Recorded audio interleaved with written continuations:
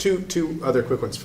The YouTube stuff at Guantanamo, there's a thing I call public secrecy, which is things are declared secret that aren't secret at all. And this represents an assumption of power, not secrecy. I mean, my cardinal example is the secret bombing of Cambodia, which was not secret to the Cambodians. It was secret to the Americans.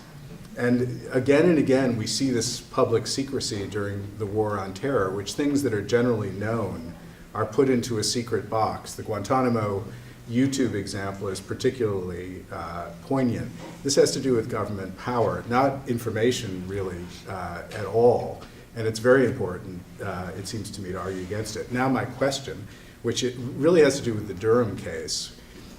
John Durham, the US attorney in Hartford, I believe, was charged with investigating the destruction of the videotapes, 92 videotapes that were taken of interrogation of Abu Zubaydah and others.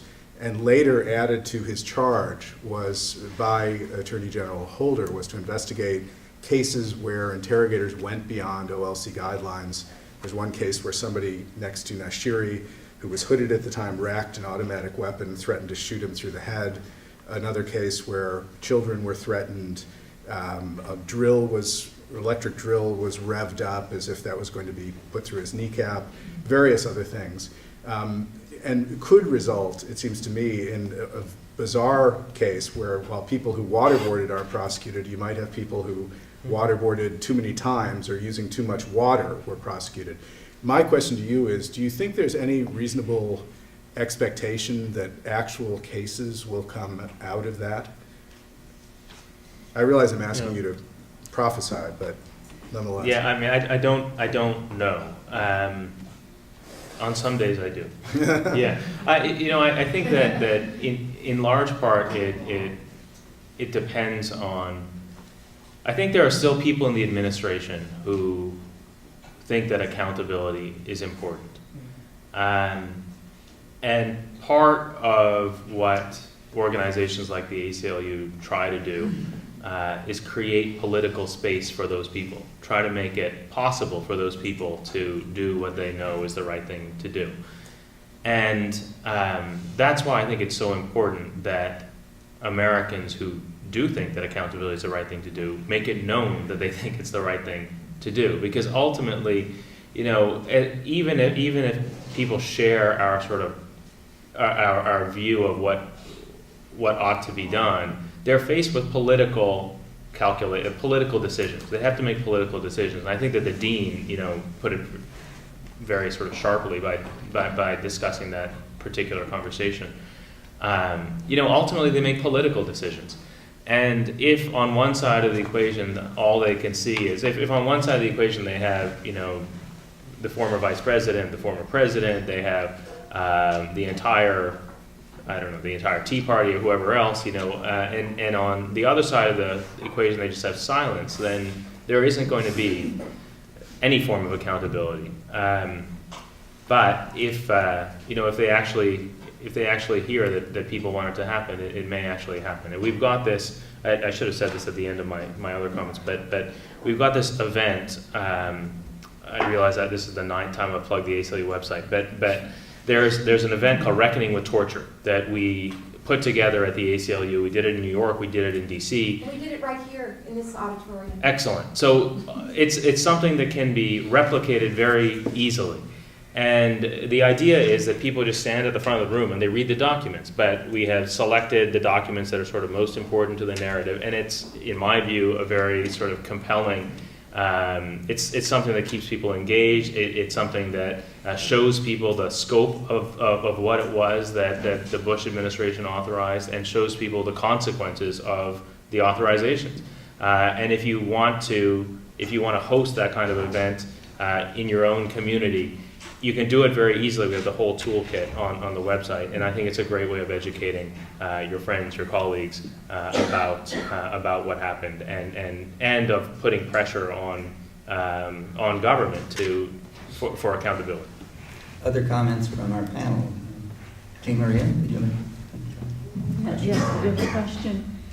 There's a lot of literature from the social sciences about denial and such things, that would terror management theory and so on that would indicate it's going to be a hard go to get people to deal with accountability. And I wonder whether the ACLU has any means of taking this into account. You know, do you have social science advisors or anything of the sort? No, we don't. It would be great to have them, but we don't.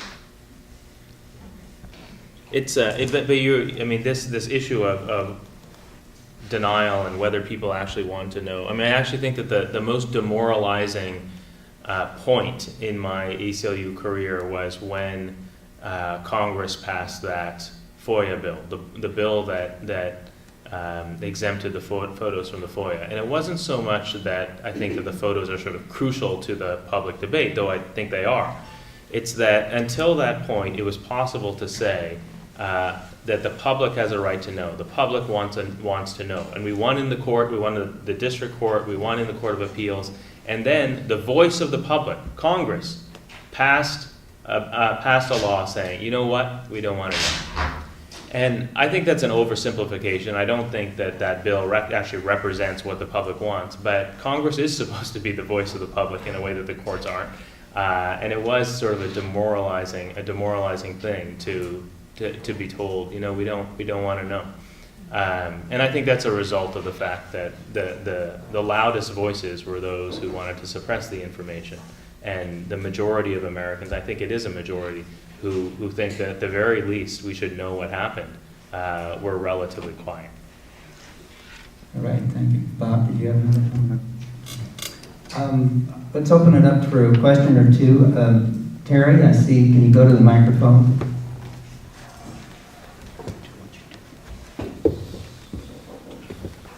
First of all, I want to second what Mark said. The ACLU has not only had these documents exposed to the public, but they've also litigated a bunch of very important cases and been at the forefront of. Can you announce who you are?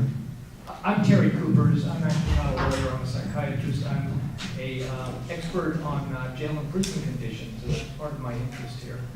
I want to broaden the definition of torture. When an individual, an enemy combatant, is arrested and put in Guantanamo or Black Site or whatever, and left in a cell by himself for 8 years, and there despairs of ever getting out and is told he has no recourse in a court of law or military tribunal, and then kills himself.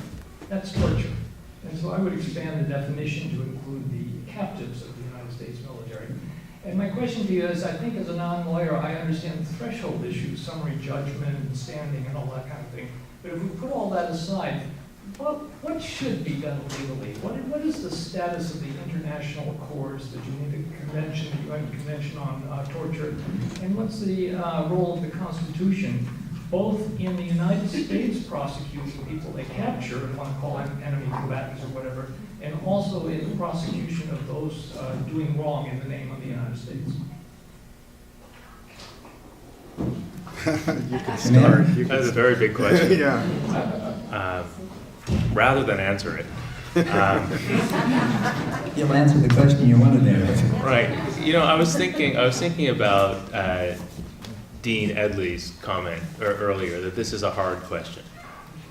And, you know, I agree that there are hard questions in here. One of the hard questions is why we think there are hard questions, why we think this is a hard question. I mean, if we were here talking about torture in Iranian prisons, or we were talking about disappearances in Argentina or Chile, none of us would start by saying, and I don't blame the dean for this, I might have said exactly the same thing, but none of us would start by saying, this is a hard question. So what is it that makes this a hard question? Why is it that we, and I include myself in this, why is it that we find it difficult to draw the conclusions we find it so easy to draw about other countries? And that is not at all an answer to Terry's question, but it's just something that occurred to me while he was talking. And if I come up to it with an answer to Terry's question, I'll propose it. Could I comment on that? Just Sure, go ahead.